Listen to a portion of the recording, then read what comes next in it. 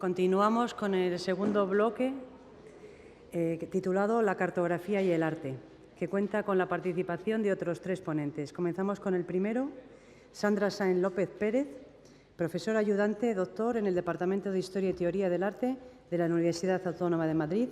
Centra la mayor parte de su investigación en torno a los mapas realizados a lo largo de la Edad Media y la Edad Temprana moderna. Con varias publicaciones relacionadas con la cartografía, es comisaria, junto con Juan Pimentel, de la exposición Cartografías de lo desconocido. Participa con la ponencia Arte medieval y mapas. Hola a todos. Carmen, Irene, gracias por invitarme a formar parte de estas fascinantes jornadas que nos reúnen a muchos colegas y muchos amigos una vez más en la Biblioteca Nacional de España. Por mi parte, arranco esta sección dedicada a la estrechísima relación que a lo largo de la historia e incluso a día de hoy ha existido entre la producción cartográfica, entre los mapas y el arte, la producción artística. Antes de nada, sin embargo, quería comenzar introduciéndonos en un mundo que nos resulta tan familiar como fascinante. Realmente estamos todos aquí, como decimos al inicio de la entrada a la exposición, porque los mapas son objetos fascinantes, objetos que nos atraen, objetos que nos hipnotizan, objetos con los que viajamos. Todos utilizamos mapas. A día de hoy lo hacemos comúnmente para ubicarnos en el espacio y para desplazarnos por él. Pero, sin embargo, los mapas forman parte de nuestra naturaleza, de la consustancia del ser humano, podríamos decir, e incluso podemos afirmar, sin duda alguna, que todos somos, en cierta medida, cartógrafos. Los niños hacen mapas incluso para representar lugares imaginarios, algunos de los que ya se ha venido hablando a lo largo de esta mañana. Conservamos mapas prehistóricos como el petroglifo de Bedolina al norte de Italia, o mapas realizados por culturas primitivas como los de los indígenas de las Islas Marshall con cañas y conchas. La cartografía forma parte, como decía, de la producción consustancial humana. De hecho, antecede a la escritura. Antes de que el hombre escribiera, realizaba mapas, realizaba pinturas. Edmund Leach, uno de los grandes antropólogos, comienza una de sus obras sobre cultura y comunicación planteando que la realización y la lectura de mapas bidimensionales es algo universal en la humanidad frente a lo que es el proceso de lectura y de escritura lineal, que está asociado a un logro más evolucionado tanto a nivel social como a nivel técnico. Como decía, desde tiempos inmemorables, desde la prehistoria, desde antes de que escribiéramos, realmente el hombre ya había comenzado a realizar mapas. Mapas y pinturas son artefactos, son productos que anteceden a la aparición de la escritura, pero la antigüedad no es lo único que comparten. Mapas y pintura comparten la fascinación que todos sentimos por este tipo de productos. De hecho, cuando George Brown se inicia en 1572 en la que fue una de las empresas cartográficas o empresas, podríamos decir, editoriales más importantes de la modernidad, lo hacía con conocimiento del proyecto que arrancaba con su obra, el Civitates Orbis Terrarum, conocido como el primer atlas moderno de ciudades. En su prólogo explica este proyecto editorial, puesto que, como él afirma, la gente tiene predilección innata por las pinturas y los mapas. De hecho, no es de extrañar, como hemos visto incluso reproducido en compañía de Tintín, cómo los mapas a lo largo de toda la historia han formado parte incluso de nuestro ámbito doméstico. Pero no tenemos que remontarnos a Vermeer para ver esos mapas murales colgando de las paredes, decorando nuestros hogares, sino que, como saben todos ustedes, incluso a día de hoy, la cartografía es uno de los recursos de decoración de interiores más común, más habitual. Sin duda alguna, la cartografía está estrechamente conectada con la producción artística. Realizar un mapa es, en definitiva, realizar una obra de arte.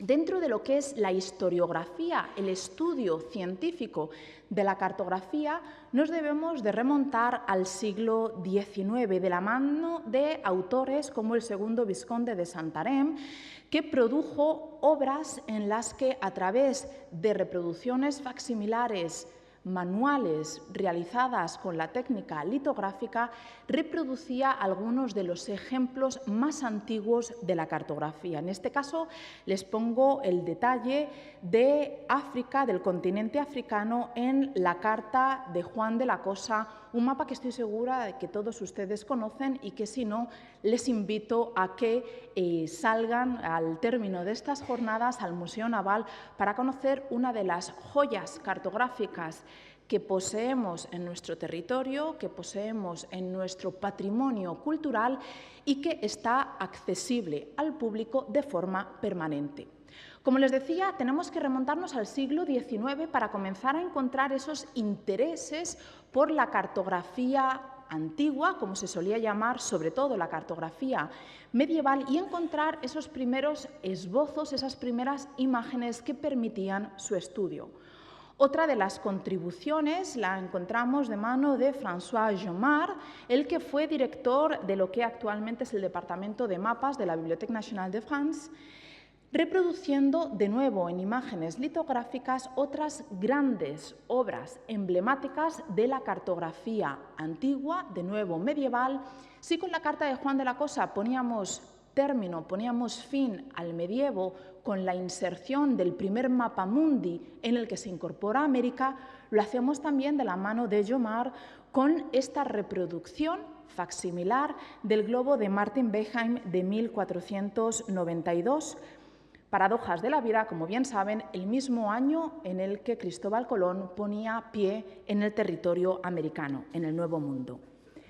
Después de estos primeros inicios, estos primeros intereses por estudiar de forma sistemática los fondos cartográficos, como les decía, sobre todo de los materiales más antiguos que hemos conservado, que pertenecen al periodo medieval, debemos de remontarnos al trabajo de numerosos coleccionistas, anticuarios, historiadores, geógrafos, así como otra serie de eruditos interesados por el conocimiento de la cartografía, por desvelar los tesoros que instituciones como bibliotecas y archivos atesoraban entre sus producciones, entre sus obras conservadas.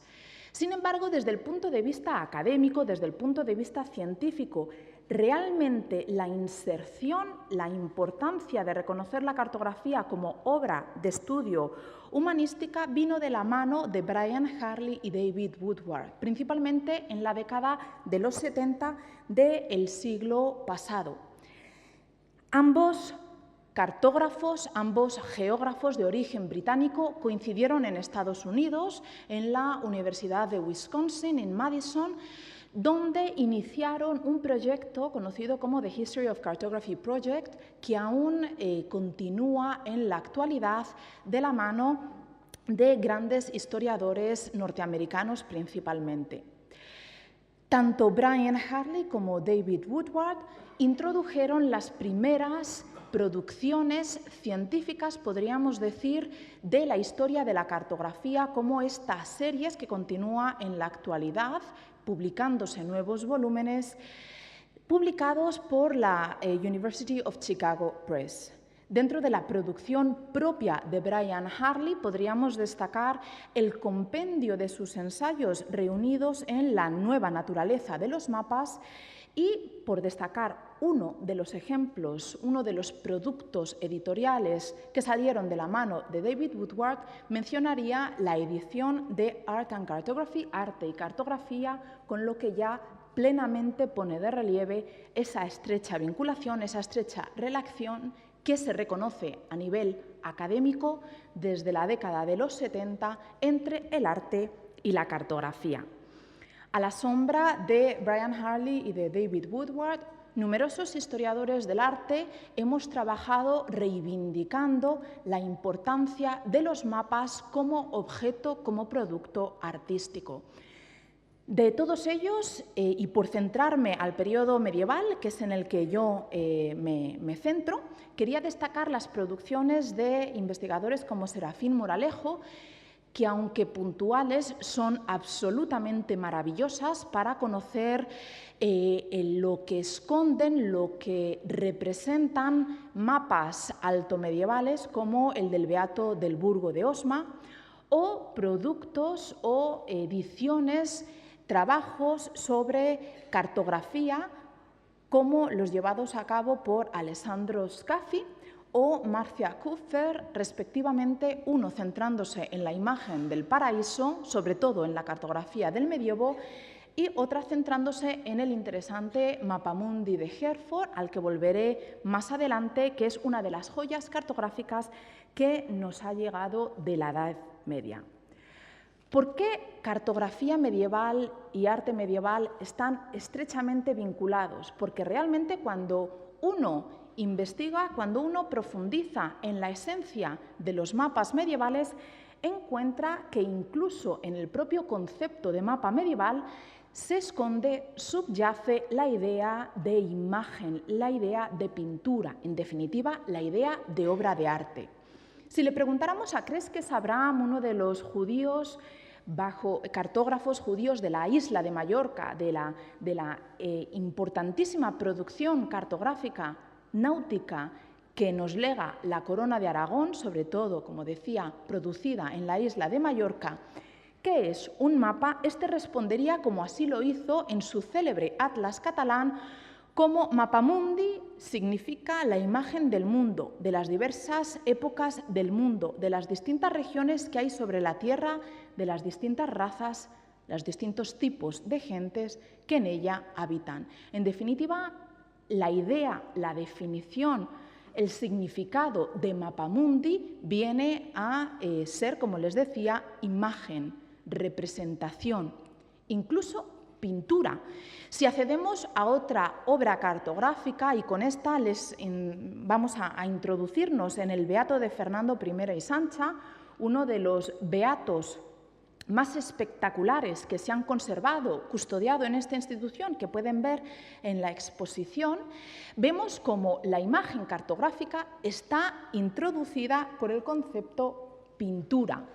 El mapa no está designado como tal, como nosotros lo conocemos con el término mapa, sino con el de pintura, como esta imagen muestra. Y si pasamos la página del códice, lo que contemplamos es efectivamente esa pintura, ese mapa, esa imagen. Lo que sorprende de la cartografía medieval es que las imágenes que representan, que muestran del mundo, son esencialmente diversas. Encontramos prototipos tan diversos como representaciones esquemáticas del mundo, otras simbólicas, algunas que nacen con sentido práctico, como la cartografía náutica, y otras que nacen a la luz de la introducción de la ciencia, como entendemos actualmente, el interés, por ejemplo, de las matemáticas, de las proyecciones aplicadas a la cartografía, de la mano de Claudio Ptolomeo. Pero, en definitiva, como pueden ver, la producción cartográfica del medievo es enormemente diversa. Todos responden, obviamente, a una evolución del tiempo, pero también responden a que cada uno de estos mapas tenía una finalidad, tenía un uso. Incluso es interesante poner de relieve que, por muy distintos que sean estos formatos cartográficos, todos ellos convivían en el tiempo, como por ejemplo muestra Andrea Bianco, un cartógrafo de la Baja Edad Media veneciano, que dentro de una sola obra, dentro de un atlas, incorpora tres motivos cartográficos, tres tipos cartográficos. El mapamundi propiamente dicho, orientado al este, la imagen propia derivada de la cartografía náutica, como aparece en esta imagen del norte de Europa y norte de África, o imágenes derivadas, como decía, de esa geografía de Ptolomeo, de esa aplicación de la ciencia hacia la cartografía. Todos ellos son, pues, imágenes, como decía, que conviven entre sí, que se complementan. Si hay dos ingredientes que definen la cartografía histórica, estos son, sin duda alguna, el componente científico y el componente artístico. Yo, por mi parte, me voy a quedar con este último, con el componente artístico. Realmente, para conocer, para tener un conocimiento profundo de la cartografía en cualquiera de sus épocas, uno tiene que tener conocimiento de arte, de la historia del arte de esa determinada época. Y, de hecho, debe de ahondar en manifestaciones artísticas para realmente descubrir los mapas. Así, por ejemplo, encontramos mapas en letras miniadas, en manuscritos, mapas también grabados, en este caso silografiados, como el del Liber Chronicarum de Hermann Schedel. Encontramos mapas incluso en pintura mural al fresco, como en el Baptisterio de Padua, formando parte de la escena de la creación. Encontramos mapas en retablos, en pintura, en este caso sobre tabla, de manos de Cristo que porta el mundo a hombros de San Cristóbal.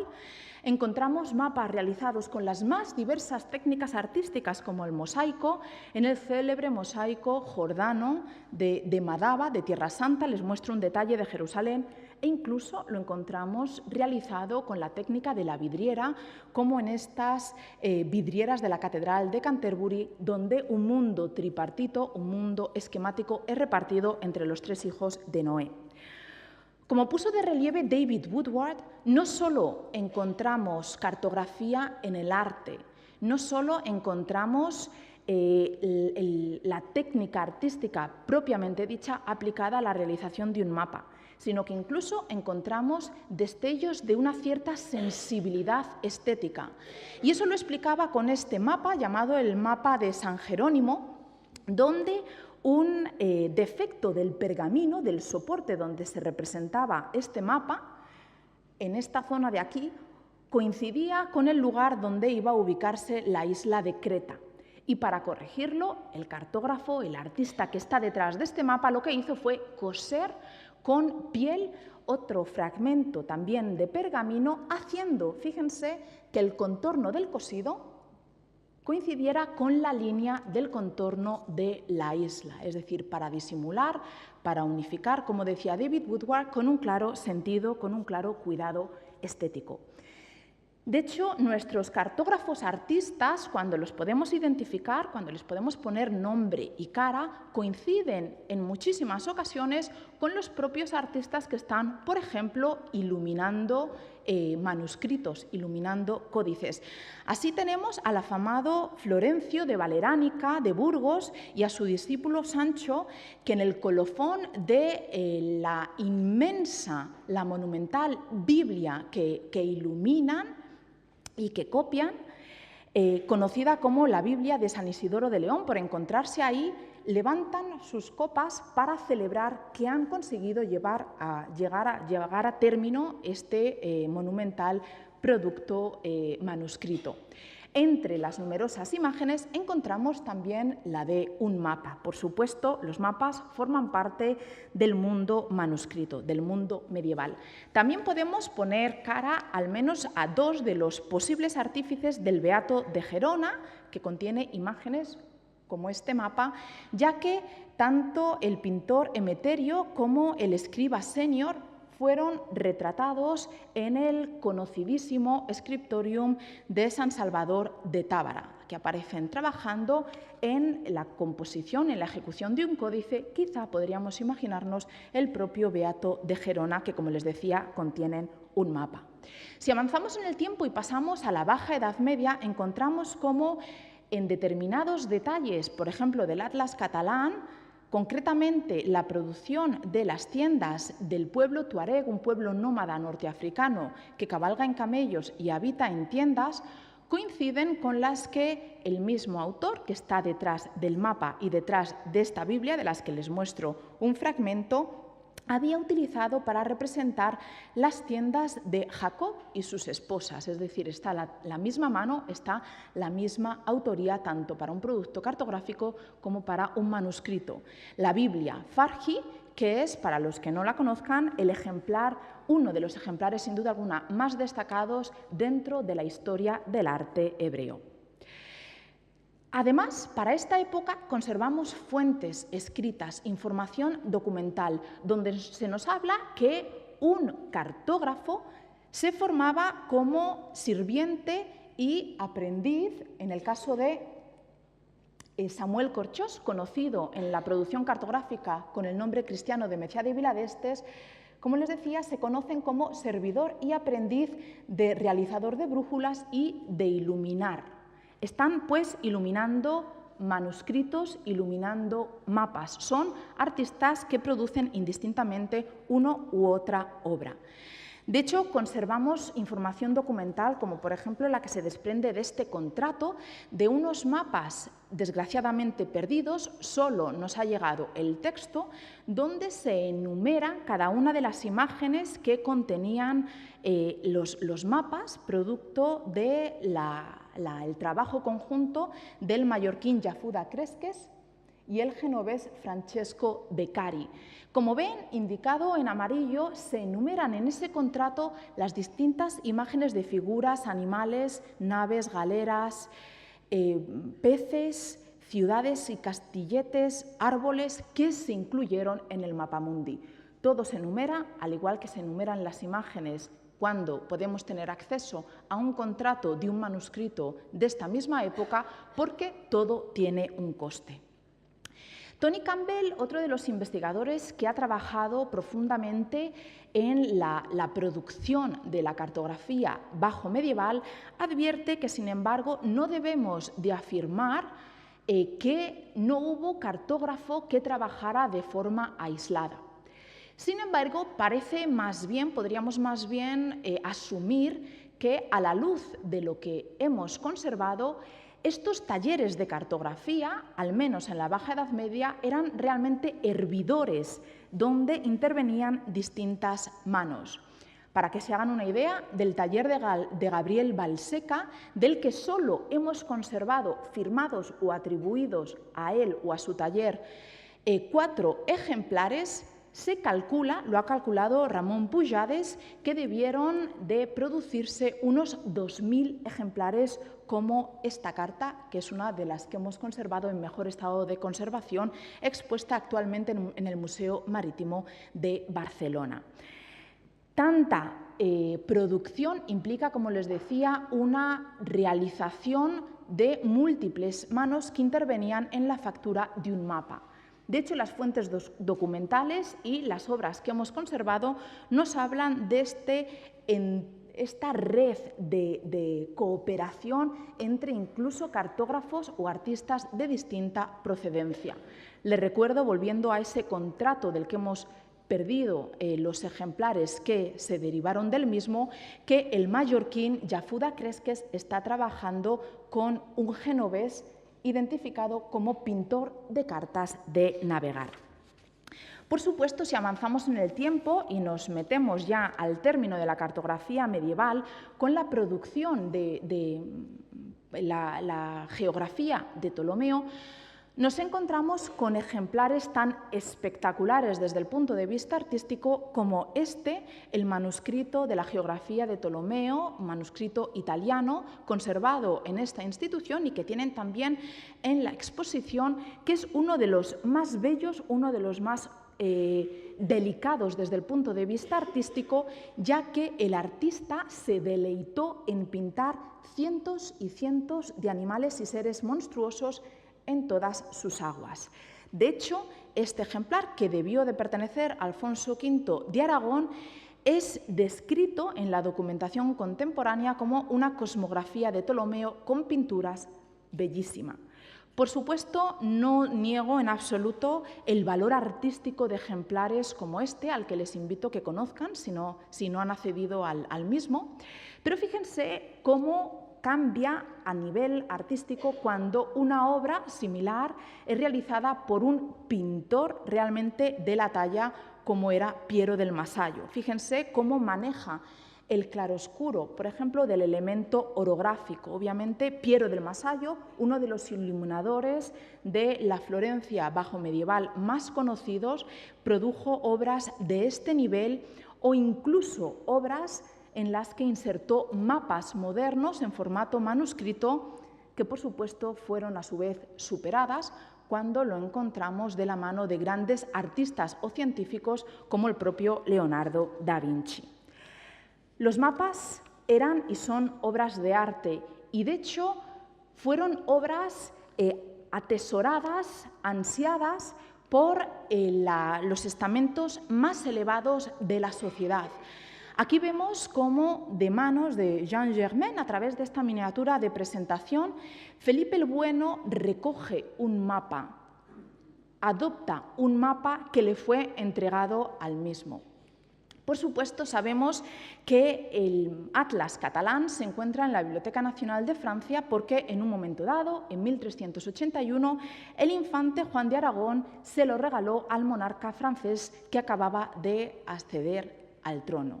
Incluso sabemos que este mapamundi, esta carta de Juan de la Cosa, pudo ser realizada a comisión, a petición de los reyes católicos que querían atesorar, querían custodiar la imagen del mundo con fines estratégicos. Y así nos recuerda Pietro Mártir de Anglería: encerrándonos en una habitación tuvimos en las manos muchos pergaminos que los marinos llaman cartas de marear.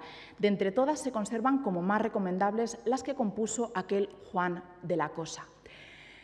¿Qué hacían con un mapa? Pues realmente interactuar con él de una forma muy amplia.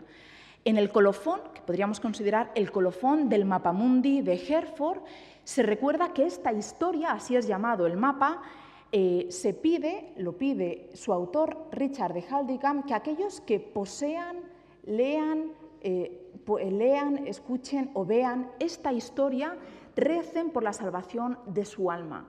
Con un mapa se podía interactuar, como lo hacemos hoy. Ahora podemos acceder a la Catedral de Herford, donde se conserva el mapamundi y donde se pudo realizar, o a donde llegó muy poquito tiempo después de su realización, tal y como aparece representado en un dibujo, tal y como nos recuerda que en origen estuvo expuesto formando parte de un tríptico.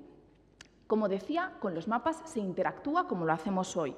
De hecho, el Mapamundi de Herford recuerda que en un momento dado, que desconocemos en el tiempo, el sentimiento antifrancés llevó a alguien a arañar la ciudad de París. O incluso fíjense cómo la práctica del "usted está aquí" hizo que Herford, lugar donde estaba emplazado el Mapamundi, se desgastara por el roce de los dedos.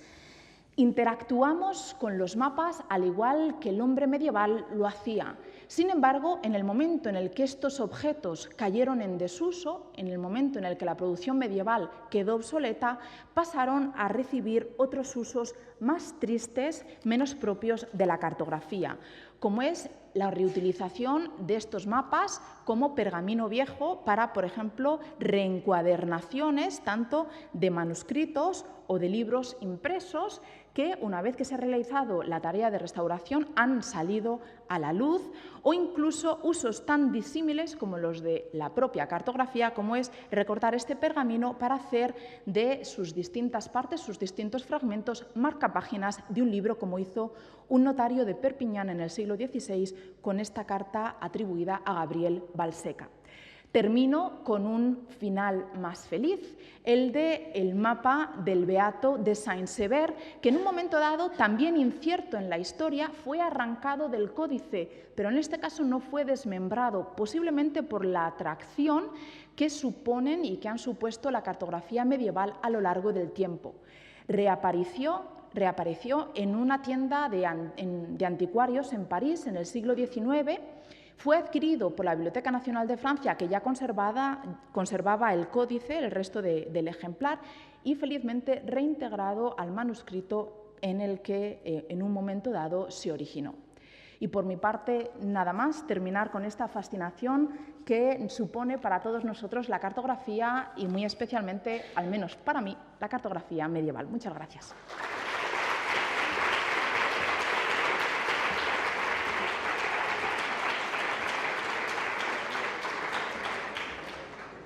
Continuamos con Fernando Marías, catedrático de Historia del Arte de la Universidad Autónoma de Madrid y miembro de la Real Academia de la Historia, especialista en arte y arquitectura de la España altomoderna. Ha publicado y colaborado en multitud de libros relacionados con la cartografía. Participa con la ponencia la cartografía en la pintura moderna. Muchas gracias. Buenos días todavía.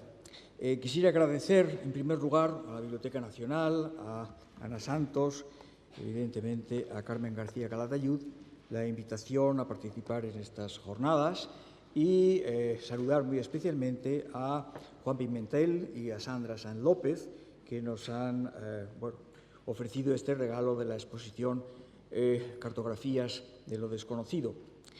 Ya del título,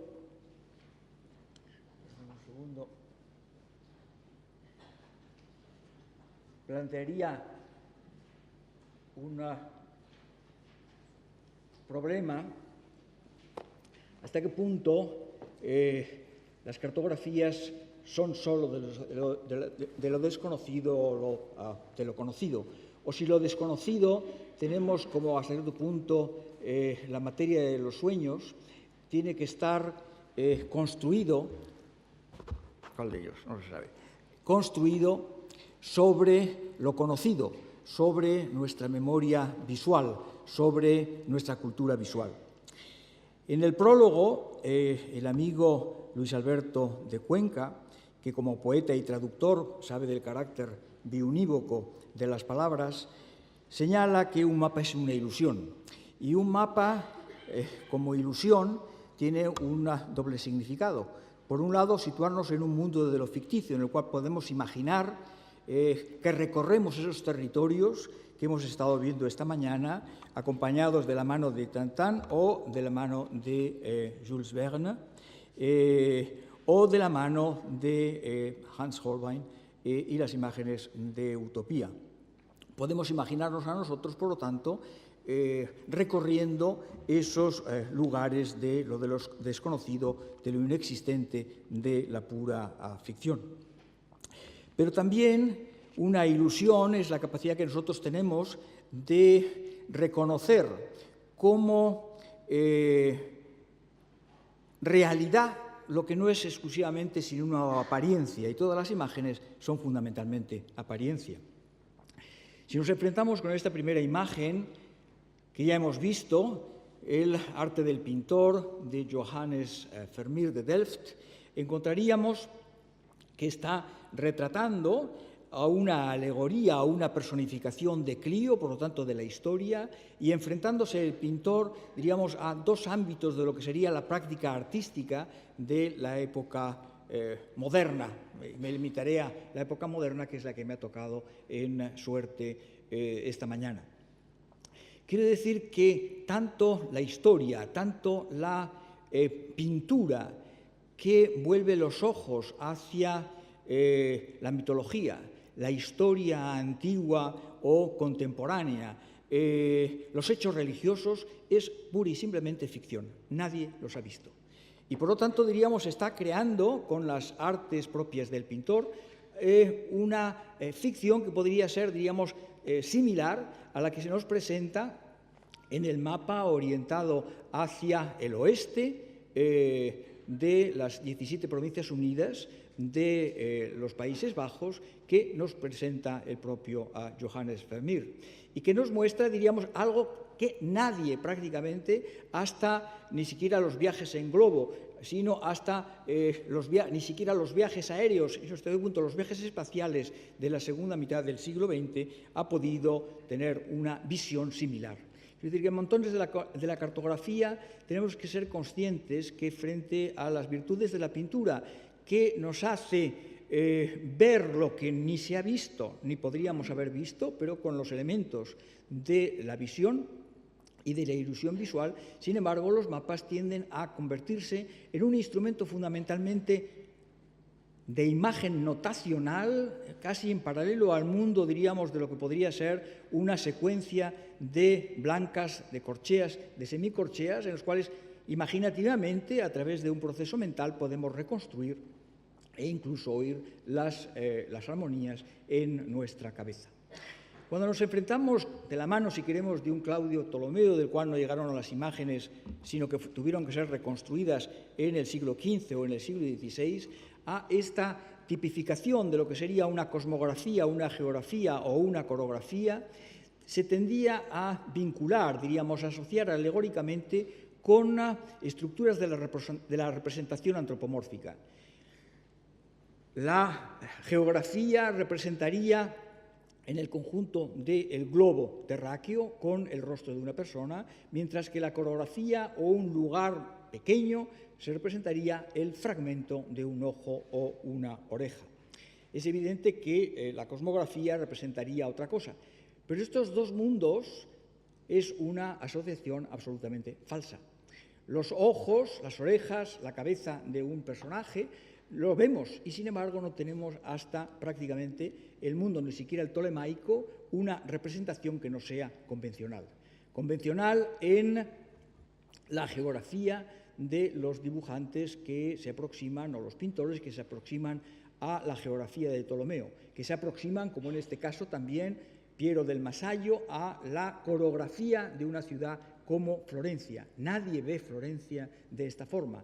Exclusivamente están, diríamos, los landmarks arquitectónicos en una ciudad sin calles, en una ciudad sin plazas, en una ciudad sin tejido urbano, sin casas.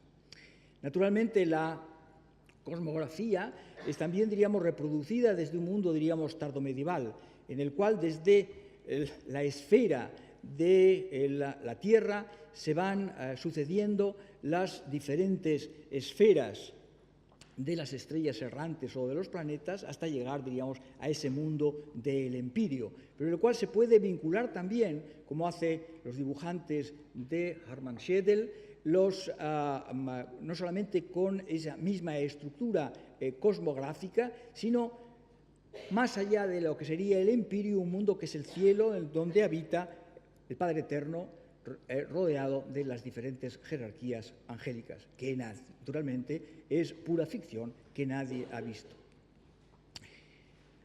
Hay objetos, sin embargo, que la pintura ha podido aproximarse, diríamos, de una visión geográfica o por lo menos selenográfica, desde mapas como el de Michel Florenz van Langren, que se publica en 1645 y que es este plenilunio de la luna austriaca, en la cual se introduce otro elemento fundamental, que me parece que, al cual no se ha dicho todavía una palabra, o casi una palabra, esta mañana, que es precisamente la palabra.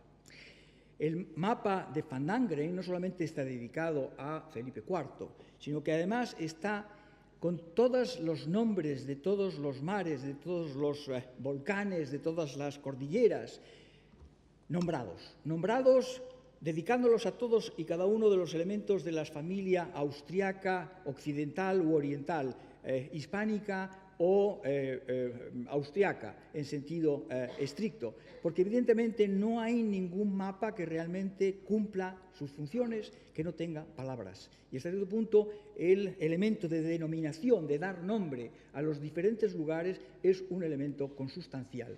Hasta cierto punto, cuando nos enfrentamos con las primeras imágenes, si queremos, llevadas al dibujo y después a la imprenta, como las de la selenografía de Eustaquio Divini a la derecha o las de Galileo Galilei de la Luna, nos encontramos que, bueno, no sabemos muy bien cómo manejarlas porque nos faltan precisamente los lugares de los mares de la tranquilidad o de los mares de Margarita de Austria o de Maximiliano II. Y evidentemente el mundo de la Luna es visible. Y el mundo de la Luna no hemos tenido que esperar, si queremos, hasta las imágenes maravillosas en tantos sentidos, incluso desde el punto de vista estético e emocional, de contemplar el planeta azul desde la Luna, el planeta azul con la Luna, con esos elementos que no estaban tan bien, pero que forman parte, diríamos, de la cultura visual y de la realidad geográfica, en ese caso, diríamos, meteorológica de la Tierra, que son las nubes, las tormentas, los huracanes, lo que no estaba en un globo terráqueo como el que Carmen nos ha enseñado de Groten de 1592. En cambio, la Luna, fotografiada con técnicas modernas o fotografiada en, diríamos, amaneceres lunares fantásticos, ha podido ser representada por la pintura del siglo XVII o por la pintura del siglo XV. El famoso cuadro de la parada en el descanso de la huida de Egipto del alemán Adam Schleicher no solamente nos mostraba la Vía Láctea, nos mostraba algunas de las constelaciones más importantes, nos mostraba el carro o en la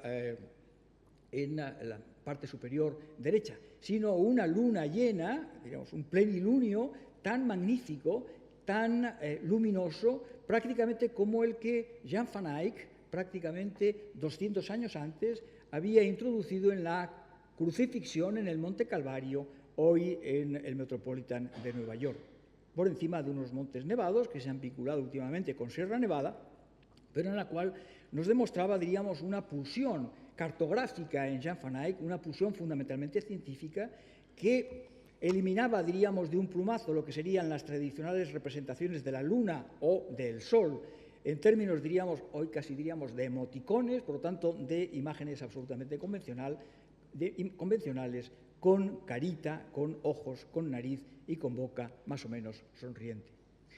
Esto es, en el momento en que la pintura está alcanzando un nuevo estatus, diríamos a finales de lo que sería el Renacimiento y el comienzo del mundo barroco, el mundo se separaba en dos tipos de representaciones, que hasta cierto punto un personaje como Sir Francis Henry Wotton, el diplomático y científico, podía referirse en una carta dirigida en 1620 a Sir Francis Bacon. Había estado en Linz y había estado de la mano de Johannes Kepler contemplando un paisaje, no es este el que yo muestro, en la tienda de una cámara oscura. Y hasta cierto punto lo que escribía Wotton es que estas imágenes, que son exactas, que son reproducciones, diríamos, invertidas de lo que puede aparecer a través del agujero hecho en la tienda de una cámara oscura, non tanquam pictor, sed tanquam mathematicus. Y por lo tanto, diríamos, estaban estableciendo que lo que sería una reproducción exacta del mundo exterior, perfectamente similar a si pusiéramos el ojo en la mirilla de la tienda y tendríamos la misma experiencia visual, incluso diríamos llena de color, encontraríamos que uno sería un modo matemático, un modo, diríamos, fundamentalmente cognoscitivo, otro mundo, el artístico, el del pintor, el que tiene, diríamos, que someter a un proceso de transformación los datos que se presentan, diríamos, a la imaginación o a la experiencia visual. Un coreógrafo bien conocido del mundo español, como Anton van den Banyaert, escribía en la cartela de este dibujo después grabado de la ciudad de Génova. Por lo tanto, una coreografía, una representación de un lugar que hasta cierto punto es ligeramente visible si conseguimos elevarnos a la altura de imposible, sin un globo que no existe en esas fechas, y por lo tanto diríamos sometido a la transformación por parte del artista de lo que sería la visión que se podría tener desde el palo mayor de una carabela que estuviera acercándose al puerto de Génova. Está hablando, y lo he señalado en amarillo, artificiosa pintura para su propia imagen, descripción de los lugares como uno de los elementos básicos de la pintura.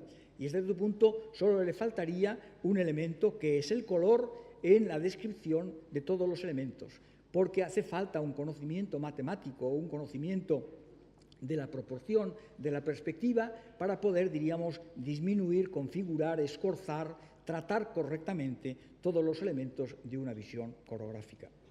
Incluso artistas han colaborado con muchos de forma anónima, otros bien documentados con cartógrafos. Sabemos que el Greco, antes de llegar a Toledo, colaboró con Georgios Sideris Kalapodas, uno de los más importantes cartógrafos del mundo mediterráneo de la segunda mitad de los años centrales del siglo XVI, y que dejaría esta estupenda mapa, coreografía al fin y al cabo, no geografía, no mapa geográfico de la isla de Creta. Incluso se ha hipotizado que en este otro mapa de Sideris de 1570, para los Bragadín de Venecia, el Greco hubiera contribuido con su pincel a decorar algunos de los elementos, montañas, emblemas, heráldicos, la representación de una ciudad de Venecia que he colocado en la parte superior derecha. Es improbable, evidentemente, que la pulsión naturalista de un pintor como el Greco lo llevara a embarcarse, diríamos, en esa representación absolutamente convencional, fuera de montañas, fuera de ciudades, fuera de heráldica. Cuando se encontraba en Toledo, iba a ser perfectamente consciente de la dualidad, de la imposibilidad de representar, diríamos, el mundo incluso más pequeño como una ciudad como Toledo, y en la cual tendría que jugar con dos sistemas de representación absolutamente distintos: la planimetría que sostiene ese jovencito, cenital, en la cual exclusivamente se definen los contornos de las manzanas y los edificios, y la imagen fundamentalmente del perfil naturalista de la ciudad de Toledo. No voy a hablar aquí, diríamos, de la incursión de otros elementos que forman parte también de lo que sería la representación, no solamente de una urbs, sino de una civitas, de una ciudad que no se agota en la materialidad, material o visual de la propia ciudad, sino que incorpora algunos de los elementos simbólicos básicos para entender lo que sería el colectivo de los ciudadanos de una ciudad, pensando que una coreografía se hace desde el momento en que existe un viajero, que existe un habitante de esa ciudad. Otra de las imágenes más importantes creadas probablemente con la ayuda, evidentemente, de un cartógrafo y no exclusivamente sacado de la Minerva del pintor, serían, y llevado a un material que todavía Sandra no ha citado entre sus muchos soportes de la cartografía, que sería un tapiz. Y por lo tanto diríamos unas dimensiones de cinemascope, unas dimensiones gigantescas que paliaran, diríamos, la falta de adecuación entre escala representativa en un mapa y de la realidad geográfica. Sería esta imagen de Jean Cornelis Vermeyen, en la que nos muestra, digamos, los prolegómenos de la situación de lo que sería la conquista de Túnez por parte de Carlos V en 1535. Evidentemente organiza la imagen orientada al sur. Yo he tenido la bondad para que podamos reconocer que sí, tenemos la península, tenemos el estrecho de Gibraltar, Córcega, Cerdeña, Sicilia y las islas.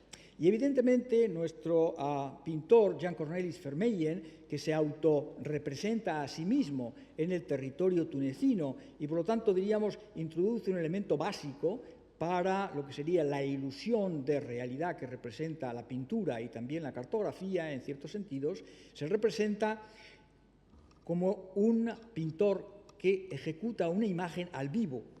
Él habría dicho Mergedeleben en holandés, que es uno de los términos básicos para la cultura septentrional, en la cual está dibujando in situ aquello que tiene delante de los ojos, de la misma manera que ese dominico en Barcelona todavía está ya transcribiendo la historia en términos fundamentalmente textuales.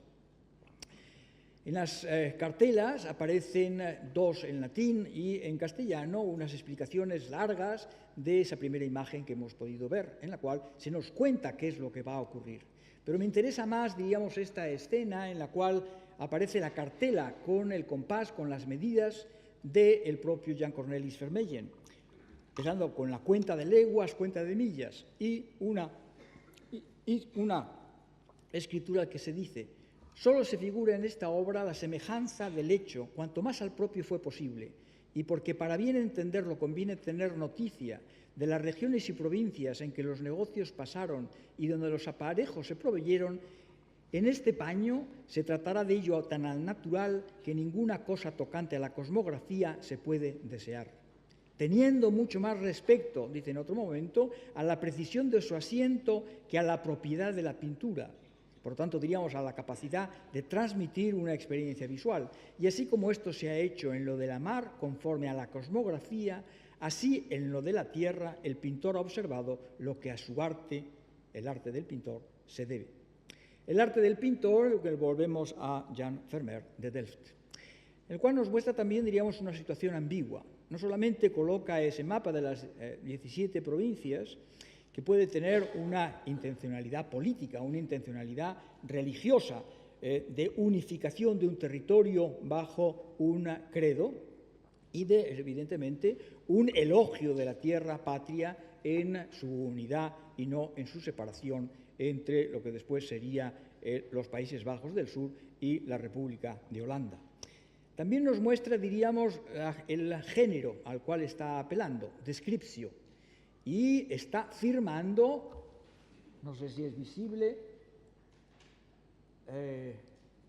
la I de Johannes, la V del inicio Vermeer, fecit, esto es, está firmando no la pintura, no la superficie pictórica, está firmando la superficie ficcional del mapa de los Países Bajos. Y por lo tanto diríamos, autentificando como un elemento artístico la representación, diríamos, de primer grado y de segundo grado de la realidad cartográfica como un sucedáneo de la pintura. Esto es, vuelvo a lo que estaba señalando al inicio de mi charla, tenemos dos representaciones de un mundo que es absolutamente falso, la ficción, si queremos, histórica, un mundo que es la descripción de la realidad, que sería, evidentemente, la competencia de una pintura que fuera ilusionística. Del mapa, que ha dado lugar a ríos de tinta, solo conocemos un ejemplar más bien deshecho, que se encuentra en París, más bien ilocalizable, pero que evidentemente nos muestra lo que debió ser en origen el mapa representado, con todas sus dobleces, sus rasguños, sus erosiones en la superficie pictórica y al mismo tiempo en el fondo del cuadro. La significación, hasta cierto punto, puede ser triple. Por un lado, religiosa, por otro lado, política, por otro lado, diríamos, una reflexión sobre el estatuto del arte de la pintura que daría, evidentemente, un subrayado a la capacidad mimética de un arte fundamentalmente pictórico.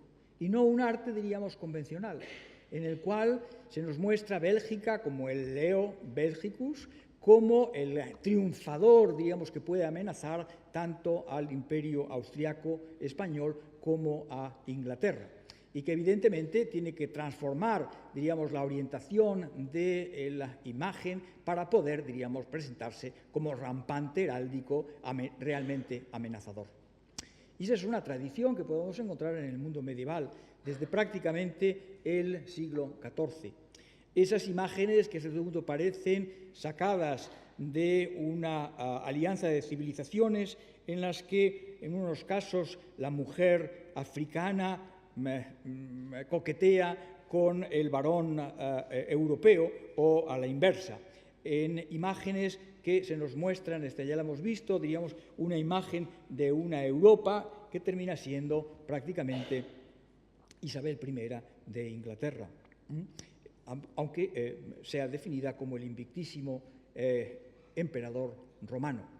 Imágenes que terminan siendo, diríamos, geografías, cartografías de una geografía moralizada como la de la Rosa de Bohemia. O incluso entre nosotros, este desplazamiento del trópico de Cáncer hasta cubrir el archipiélago de las Canarias. Mi buen amigo y antiguo maestro, Eduardo Martínez de Pisón, conocerá perfectamente estas imágenes de las 7 islas, de los perfiles y los mapas cenitales de la isla de Tenerife, los planos de una ciudad como San Cristóbal de la Laguna y también, diríamos, el mapa imaginario de la 8ª isla de San Borondón. No le dio tiempo, probablemente porque la aparición de la que fue testigo Leonardo Torriani de una nueva isla volcánica y el carácter efímero de su aparición y desaparición no debió darle tiempo a su mapeado y tuvo que hacer una descripción fundamentalmente de carácter antropomórfico. Vermeer utiliza, como todos los pintores holandeses, fundamentalmente holandeses, los mapas como un referente continuo, aunque nos parezcan que son el mismo, hay ligeras variaciones, como en este caso La joven con la jarra de mapa de Huic Alart, y en el cual hasta cierto punto el elemento metapictórico, el elemento de comparar hasta cierto punto el mapa y la descripción minuciosa con la ventana albertiana a través de la cual yo veo y represento el mundo, está absolutamente presente en todos y cada uno de los cuadros como un elemento, diríamos, semántico añadido a otros claramente de otro orden. El astrónomo o el geógrafo que hacen moverse el globo celeste o el globo terráqueo y algún mapa que queda en el fondo de la representación nos está demostrando que no solamente compete la representación cartográfica a la temática de algunos de los personajes, sino a la capacidad de sugerencia. Imágenes femeninas siempre con mapas, la mayoría de las veces terminan leyendo una carta, que hasta cierto punto representarían la imaginación de trasladarse a otros mundos o de trasladarse vicariamente a otros mundos donde el amante, el marido, el hijo se ha trasladado y está perdido por esas tierras o esos mares apartados del mundo de Dios. En otros casos, el mundo al que se nos compara con la ventana albertiana puede ser mucho más próximo, Holanda o la Frisia occidental, pero al mismo tiempo quedan lejísimos de lo que sería la conversación del oficial y la joven sonriente. La joven leyenda la carta es uno de los, diríamos, lugares comunes. Leo una carta en silencio, iluminada a través de la iluminación que parte de una ventana, está la presencia de la ausencia de la ventana y, evidentemente, en cambio, se nos muestra el lugar donde debiera estar destinado el amigo, el marido, probablemente, si se encuentra embarazada. El mundo local, el mundo más próximo, pero también el mundo europeo, como puede ser en esta joven con laúd, siempre mirando a través de la ventana e imaginando lo que podría ser un viaje a través de lo que podríamos denominar un gran tour mental. Naturalmente, este mapa nos llevaría a la situación de estos mapas como elemento también decorativo de las casas, de los palacios. Todavía los encontramos en algunos, como estos de Génova, ciudad con su puerto y con una vocación evidentemente viajera, en la que se nos representa el mismo mapa que acabábamos de ver en el cuadro de Vermeer. Y al mismo tiempo, diríamos, la capacidad de sugestión, de dar vida artística, algunos de los elementos que serían exclusivamente, diríamos, una cartografía cenital urbana. Todos conocemos cómo Cornelis Antonius Thun hizo en 1539 y regaló al emperador Carlos V el cuadro que después vendría impreso en Ámsterdam en 1544 de la propia ciudad. En una fecha como 1652, Jan Meeker la transforma en una de las imágenes, diríamos, más poderosas, a través, diríamos, del manejo de la luz, a través fundamentalmente del manejo de las sombras proyectadas por las nubes, de una meteorología absolutamente cambiante en un mundo holandés, en el cual, si no te gusta el tiempo, puede usted esperar media hora porque va a cambiar de inmediato. La imagen ni siquiera es comparable con lo que podría ser reconstruirla a partir de Google Earth. Y, sin embargo, nos muestra, digamos, esta capacidad de ornamentación que llevó a que los grandes palacios, desde el Palazzo Farnese en Caprarola, pudieran servir de elemento decorativo, de una buena comida a la que yo tuve la fortuna de asistir, y en la parte superior una representación celeste. Naturalmente, con un puntero largo, con una caña, podríamos recorrer todas esas geografías del mundo de Centroamérica, del mundo de Asia, como quizá desde Salamanca pudiéramos movernos por una geografía celeste en el denominado cielo de Salamanca de la capilla universitaria. Normalmente la vemos en la imagen que yo he colocado arriba, que es, bueno, la que se nos muestra normalmente. Sin embargo, he procurado hacer las fotografías desde el otro punto de vista, que sería el que vincularía a un organismo universitario con la visión, diríamos, geográficamente exacta, teniendo en cuenta los polos y los polos reales. Mapas, y voy concluyendo, que también aparecen en la arquitectura, en la escultura. En un edificio como la iglesia de Santa María del Giglio, en Venecia, homenaje y ex voto a los militares triunfadores, vemos las coreografías de ciudades como Roma, Spalato, Corfú, o fortificaciones como Padua, Candia, Zara.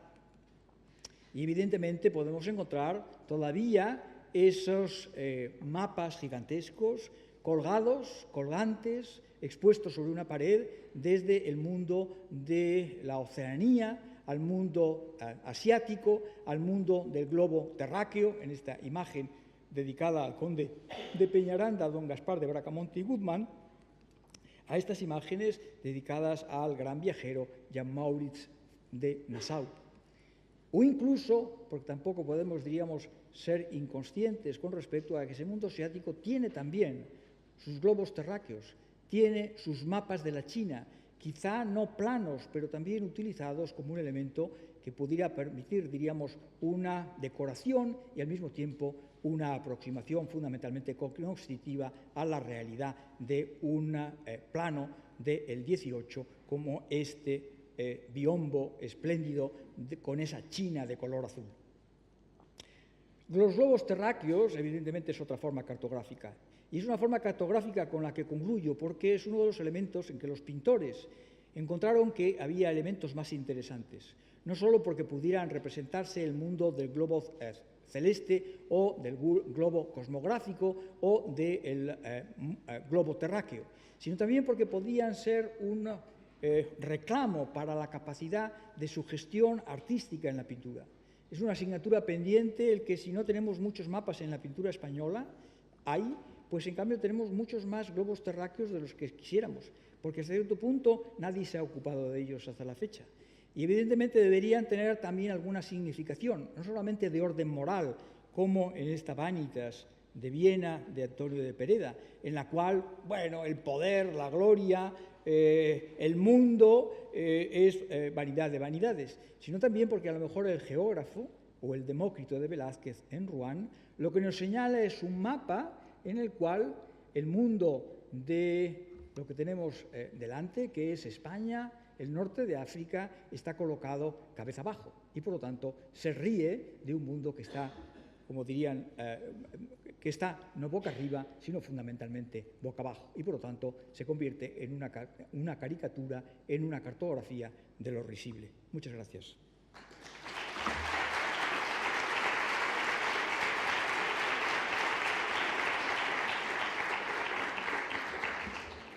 Y ahora, para concluir este segundo bloque,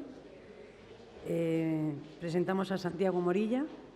Es artista, diseñador, investigador y profesor en el Departamento de Pintura de la Facultad de Bellas Artes en la Universidad Complutense.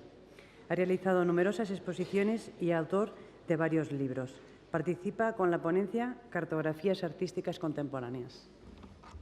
Bueno, en un momento van a ponerlo en pantalla, pero mientras tanto pues voy presentándome y sobre todo dando las gracias a todos los que estáis aquí presentes, lo primero de todos, físicamente pero también virtualmente.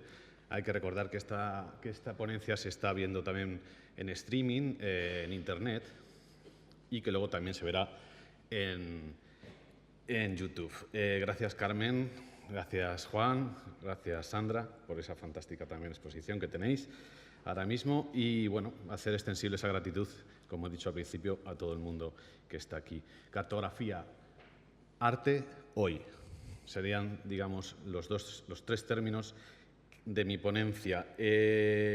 No es casual que haya dicho lo físico y lo virtual. La cartografía hoy es, sobre todo, cartografía digital. ¿Qué es cartografía? Sería una perogrullada definir aquí lo que es una cartografía en este contexto, ¿no? Me atrevo a decir que es la ciencia del arte de hacer mapas, y un mapa es una herramienta. Es una herramienta para imaginar el mundo, pero también es un pañuelo. Mapa viene del italiano servilleta, pañuelo. El mapa cabe en la mano, cabe en un teléfono móvil que llevamos, es portable. La cartografía hoy es portable. Vive en otra vida, vive en la vida digital. No solo se imprime. Actualicémonos, estamos en el 2017. Yo he querido empezar esta charla desde el 2005 y ahora explicaré por qué. Pero también el mapa, aparte de ser una hoguera en la que podemos capturar la mirada o hipnotizarnos con esa visión del hogar, de la tierra, también puede ser una pecera que nos hipnotiza, como le gustaba decir a Arthur C. Clarke, el planeta azul, el planeta océano. Y el arte, ¿dónde se ubica en todo esto? El arte podría, de alguna manera, deconstruir los límites del mapa y desenmascarar su instrumentalización por parte del poder. Esto lo decía el que ya ha salido aquí, geógrafo e historiador del arte y de la cartografía Brian Harley.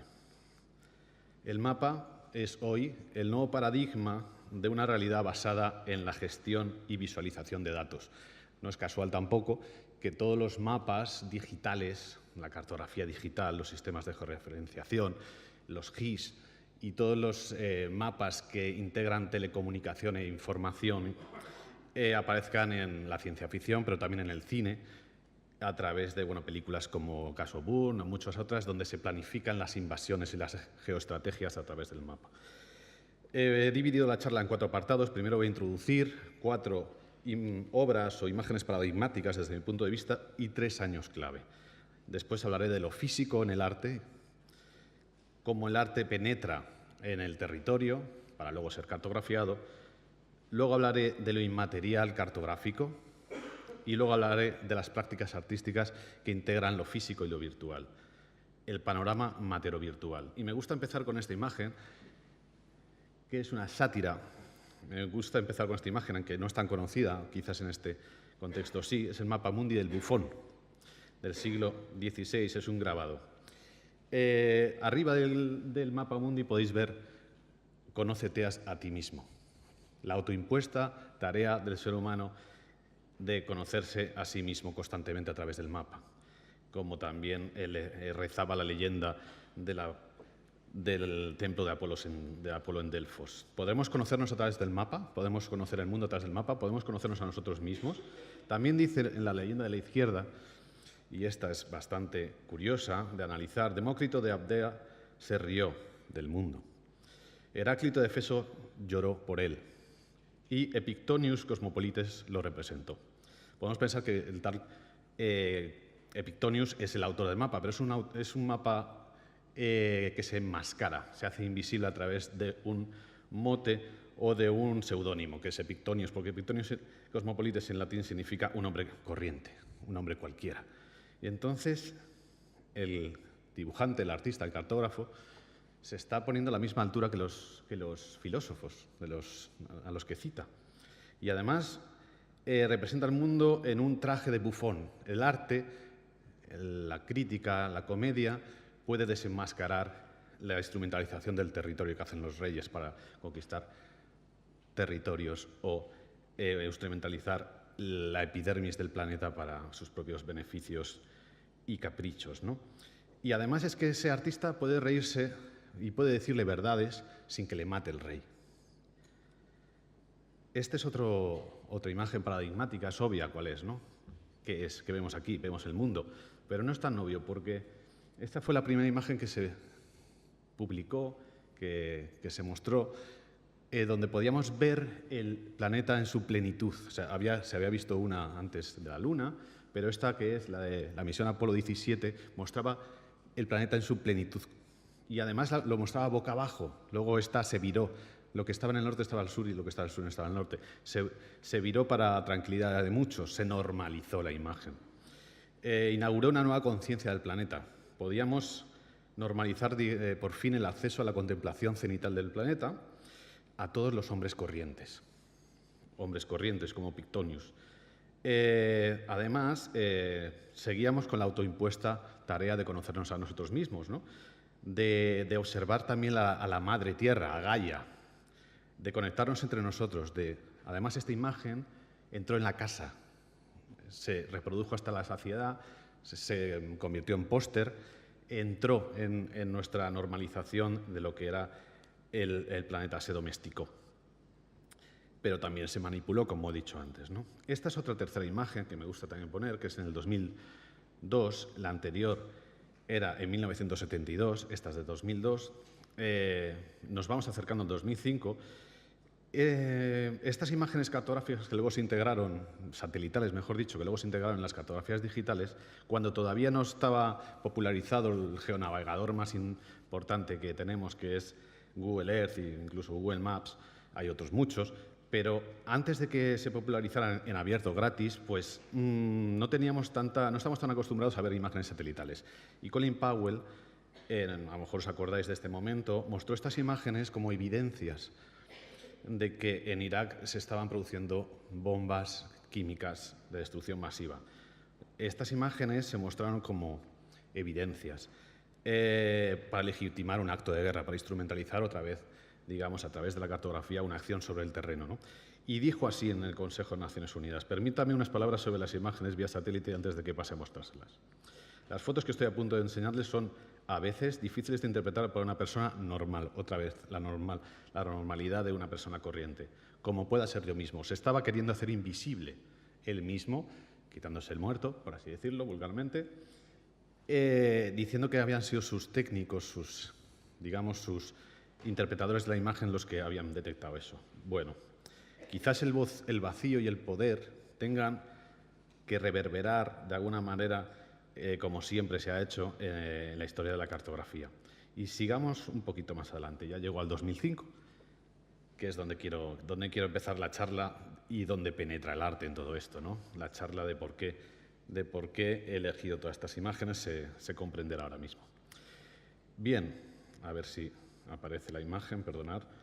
La tecnología siempre nos juega a veces malas pasadas. Bueno, esto, si no aparece, era Google Earth, que en el 2005 se abrió, en el 29 de junio se abrió para todo el mundo.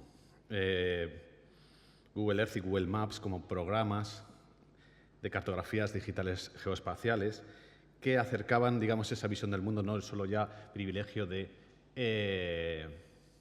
digamos, astronautas o políticos, ¿no? Y esta potentísima herramienta en abierto que podemos llevar aquí en nuestro móvil, en la mano y además también en nuestros ordenadores personales, es el retrato hiperreal de nuestro mundo. Es hoy en día la herramienta más utilizada, la que precede al territorio, donde se planifican viajes, donde se planifican conquistas, donde se dejan cotilleos, donde se dejan mensajes, donde se expande la realidad, ¿no? A través, por ejemplo, de aplicaciones como Google Street View, Panoramio, Wikipedia, etc. Podemos cometer el error de pensar de que lo que vemos es lo que hay. Esto es un error que muchos adolescentes y muchos no tan adolescentes tienen hoy en día, pensar que en la utilización de los móviles solo en España se ha cuadriplicado en los últimos 2 años y en el 2020 se calcula que habrá más gente con smartphones, con teléfonos móviles, que con acceso al agua o a la electricidad. 4 imágenes mundo que ponen en relación 2 conceptos, vacío y poder, que están implícitos en toda la cartografía, pero también son conceptos sobre los que pivotan las prácticas artísticas que voy a enseñaros. Lo que quiero decir es que el vacío y el poder ponen en relación los mapas, también se cartografía lo que no se ve. Y de hecho me aventuro a afirmar que todo mapa queda determinado por lo que no tiene, por lo que deja fuera, por lo que es invisible. ¿Y cómo empezó mi práctica artística? ¿Cuál fue la invención de mi vacío? Foucault decía, todo surgió del estupor. En mi caso, surgió de la curiosidad, de la sorpresa, por así decirlo. Ahí podéis ver la Plaza de Luna en Madrid, una intervención que hice sobre ese cemento. Troquelé en hierba un oso de césped que luego se recicló para demostrar, digamos, que para intervenir sobre lo local y hacerme eco de lo que querían los vecinos, por lo menos durante 24 horas, ¿no? Para demostrar que era posible otro mundo. El satélite al día siguiente fotografió la mancha que dejó ese oso que podéis ver. Se intuye un poco esa mancha un poquito marrón clarita. Es decir, el satélite me demostró el vacío, el Vero Icon, la Verónica, la Sábana Santa, la mancha, lo que no existía, lo que yo solo podía entender y lo que podían entender también los que disfrutaron de ese evento, de esa intervención. Ahí podéis ver realmente cómo fue el día anterior. Es decir, la experiencia solo existió físicamente, no estaba en los mapas. Los mapas no lo enseñan todo, los mapas también mienten, como se ha dicho aquí mucho. Pero quizás desde el arte, como decía Flaubert, de todas las mentiras, el arte es la mentira que mejor, la que más le gusta. Luego no me acuerdo exactamente cuál era la cita, de todas las mentiras, el arte es la que miente mejor, ¿no? Y que a veces dice verdades. Desde entonces empecé a penetrar en la cartografía digital desde la intervención física. Estaba poniendo mensajes, botellas en un mundo digital, intervenciones en azoteas, intervenciones anteriores a la Academia de España en Roma, donde dice la tradición que San Pedro fue crucificado boca abajo, con lo cual esa inversión de valores, el hombre pájaro invertido sobre lo que está arriba y solo se puede ver satelitalmente, me interesaba de forma contextual. También un homenaje a unos náufragos en Corea y un diálogo sordo en tierras de la duquesa de Alba, en Córdoba, en el Carpio. Bien, ¿y qué estaban haciendo los demás artistas? Yo había dejado ese aviso a navegantes. Me preguntaba si otros artistas estarían haciendo lo mismo. Comprendí que el mundo se había convertido en un nuevo soporte cartográfico. Nuestras acciones sobre el terreno tenían memoria temporal porque la tienen. Estamos rajando, estamos arañando la cartografía digital con nuestros actos y todo eso queda permanentemente registrado en la cartografía digital. Y que en este mundo podemos actuar en lo físico y en lo virtual, relacionando ambas cosas, ¿no? Veamos primero cómo el arte puede actuar sobre lo material cartográfico. Esta es una pieza, una obra de un artista que se llama Helmut Smith, de 2008, es un trabajo efímero, se llama Dead Pixel in Google Earth. Es un píxel muerto, el píxel es, digamos, la unidad básica de la pantalla, ¿vale? Entonces, ¿qué hace este artista? Recorta un cuadrado de 82 centímetros que corresponde a 1 kilómetro de altura, que es lo máximo que puede acercarse el satélite. Es decir, esos 82 centímetros corresponden al tamaño real de un píxel muerto al que le han quitado la luz en una de nuestras pantallas. Es un exponente irónico de la vuelta a la Tierra, revisando el land art de los años 60-70, pero hay más gente y más artistas que están haciendo cosas, ¿no? Este es un delirio o una gigantomaquia narcisista en la cartografía digital. Es un tag, es una firma, es un autógrafo. La más descomunal firma hasta la época mide alrededor de 11 kilómetros. Con esta firma enfocan los satélites su óptica.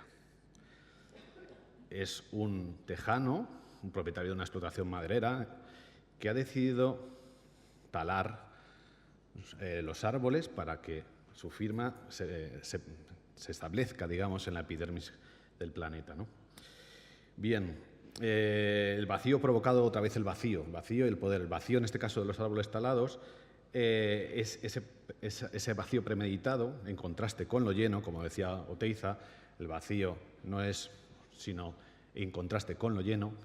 Oteiza, el escultor vasco, es la inequívoca, el vacío es la inequívoca firma del ser humano que manifiesta su voluntad de reafirmarse al más puro estilo del graffiti. Recordemos que los escritores de graffiti de los años 70 en Nueva York lo que querían hacer era conseguir el respeto de sus pares, de sus colegas, en un metalenguaje que solo ellos entendieran, a través del riesgo de bombardear la ciudad cuantas más veces con su firma mejor, en sitios más arriesgados mejor, etcétera, etcétera, ¿no? El soporte del planeta puede convertirse en la autopromoción publicitaria. Cuidado con esto. Otro artista, Aaron Barlow, 2010.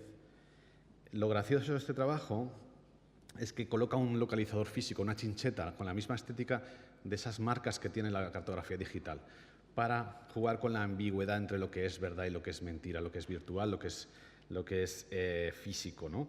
Una marca, un pointer que recuerda a los terminus, a los marcajes urbanos, de los trabajadores de las tuberías, de los ladrones, también que dejan marcas en puertas para que se sepa qué ocurre en esa casa y si puede robar o no. Como he dicho, los hitos, los términes, las piedras donde se sacrificaba al dios Terminus. ¿Qué es físico y qué es virtual? Volvemos otra vez a esa paradoja, ¿no? Don't Panic, un trabajo de nanoturismo de 2015. ¿Por qué escribieron esta palabra? Es efímero. Como podéis ver en una de las imágenes, no es permanente. Cubrieron con lonas blancas, ¿no? Es un trabajo colaborativo, dinamizadora de una comunidad local, en este caso un pequeño pueblecito de Eslovenia, que se fijaron en que el satélite les había olvidado. No aparecía en la cartografía digital. La imagen que tenían estaba totalmente desfasada, pero gracias a que se iba a construir el Centro Cultural de Tecnologías Espaciales europeas, cayeron en la tentación y en la cuenta de que iban a ser fotografiados. Entonces quisieron dejar un mensaje haciéndose eco de lo que dijo Arthur C. Clarke, que ya mencionó antes, cuando le preguntaron en una entrevista si pudieras decirle a la gente una cosa, solo una cosa, ¿qué sería? Él dijo: no entréis en pánico. Debemos evitar el pánico y seguir construyendo un futuro mejor, con cuidado, aquí y allá, más allá de la Tierra o del planeta océano, como le gustaba decir. Drone Shadow, de James Bridle, también una intervención física. Hace visible lo invisible, no vemos los drones. Hay drones simpáticos, pero hay drones asesinos también.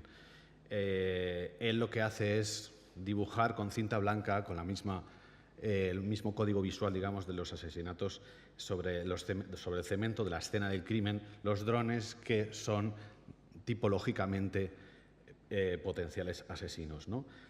¿Por qué? Porque la tecnología, que también está al servicio de la creación cartográfica, puede esconder y disimular actos de guerra. Y en este sentido, también circula por Internet la guía de la supervivencia contra drones. Nuestros antepasados sabían, digamos, diferenciar los depredadores aéreos, ¿no? Sabían si era un águila, un cóndor, un halcón, en fin, no sé, un buitre. Este diseñador lo que plantea es esas diferencias tipológicas para que podamos bajarnos gratuitamente esta guía, pero también comprarla, y en su versión física tiene un baño reflectante para cegar al dron y hacerse uno mismo invisible, ¿no? Son los nuevos ojos del cielo, los drones y los satélites. Es el panóptico que vigila la cárcel global sin rincones. En fin, estas son las intervenciones que se han materializado físicamente. Veamos las que conversan con lo cartográfico digital. En estas convenciones, en esta gestión, en la otra vida de lo virtual, digamos, se producen censuras, vacíos, parches, errores, bromas, hackeos y también realidad aumentada, que evidencian esa ilusión del mapa, evidencian la propia lógica interna de los mapas. ¿Esto qué es? Esto es Menorca, pero en Menorca, por ejemplo, solo en Menorca, como ejemplo, hay una censura.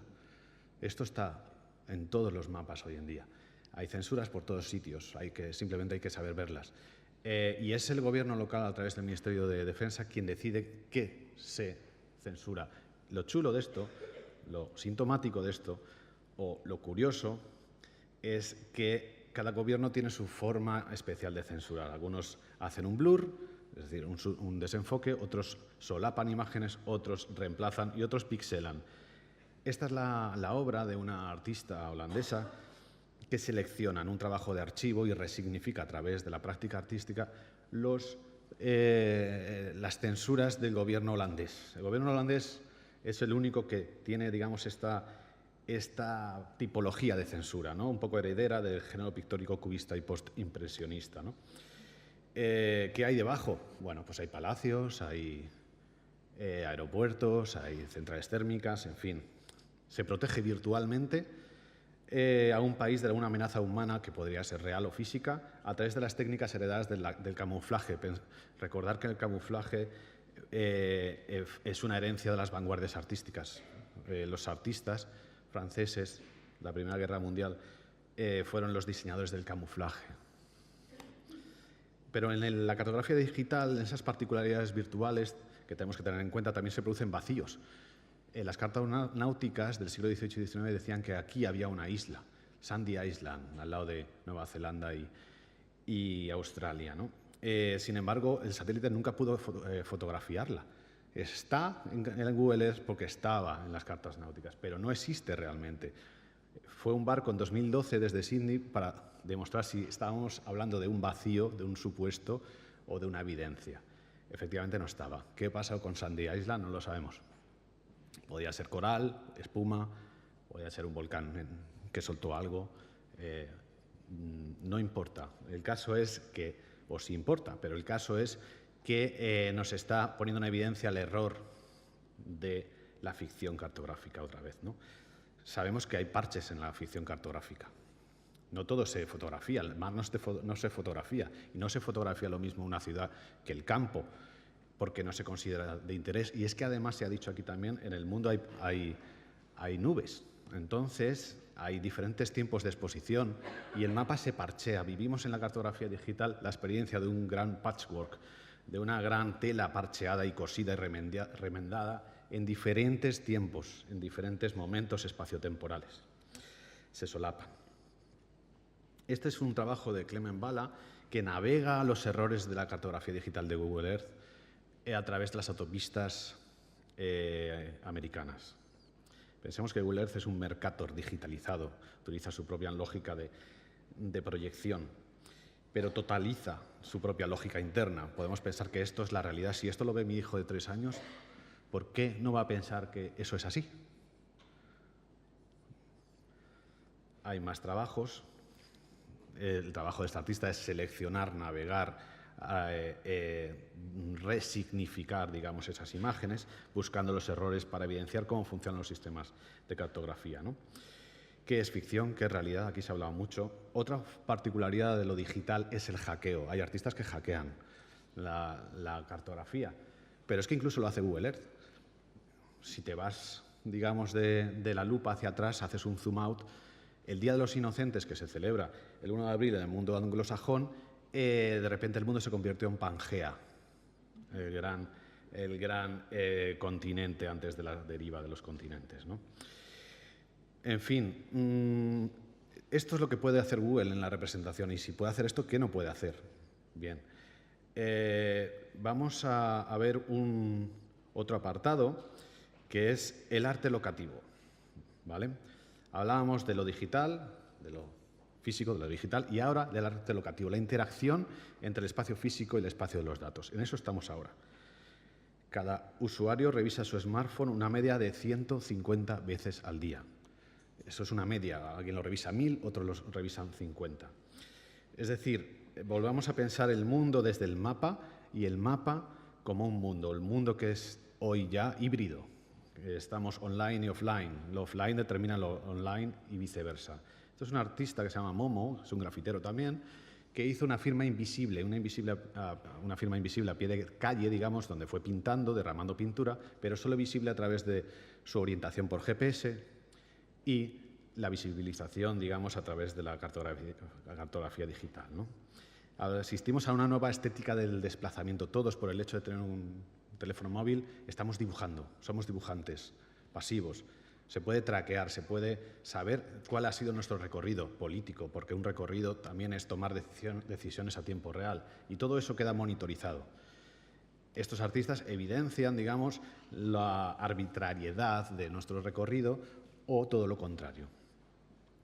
No está en ningún mapa, los mapas, los lugares verdaderos nunca lo están. Como decía Melville en Moby Dick, esta es la frase que puso Jeremy Good, y este artista también lo he querido sacar aquí a colación porque Google Street View hace fotos, como hace el satélite, de forma automática, sin aparente expresión o intencionalidad expresiva, y va haciendo fotos por nuestras calles. Este artista quiso hacerse ubicuo, aparece en muchas calles de una sola ciudad. Siguió esa furgoneta con los 9 ojos de la óptica de 300 grados de Google Street View y se hizo ubicuo. Este artista navega todas las imágenes fotográficas de Google Street View para registrar y archivar las presunciones y los supuestos de la acción humana. Es decir, esas acciones ocurren, están ahí. Lo único que sucede en sitios periféricos donde a nadie le importa que eso ocurra. Es lo que evidencia también este trabajo. Las cámaras de 9 ópticas de Google Street View son testigos accidentales, pero también vigilantes, como lo son los drones y como lo son los satélites. Este es un último trabajo que se llama Orbital Reflector de Trevor Playen, que se lanzará el año que viene el primer satélite no comercial ni militar, solo como gesto artístico a una órbita baja de nuestro planeta.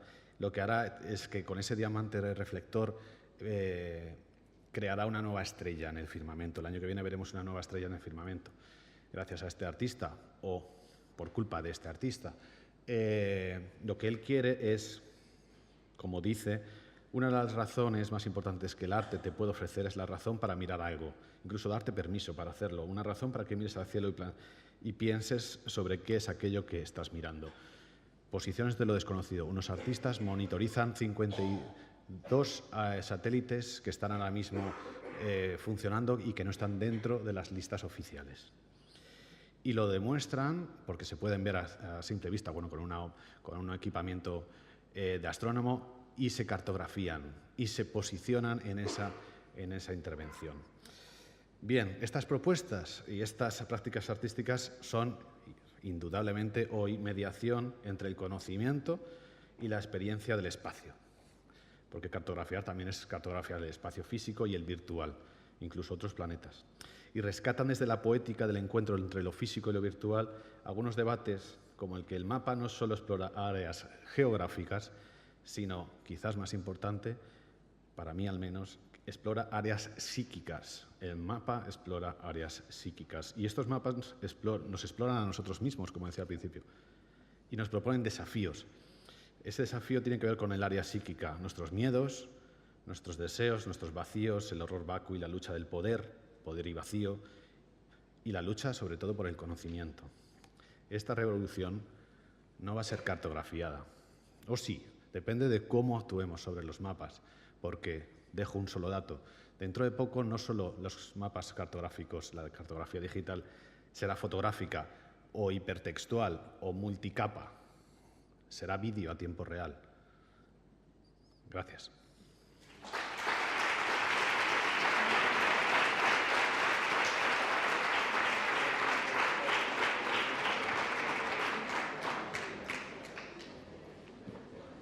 Ahora hacemos una pausa hasta las 4.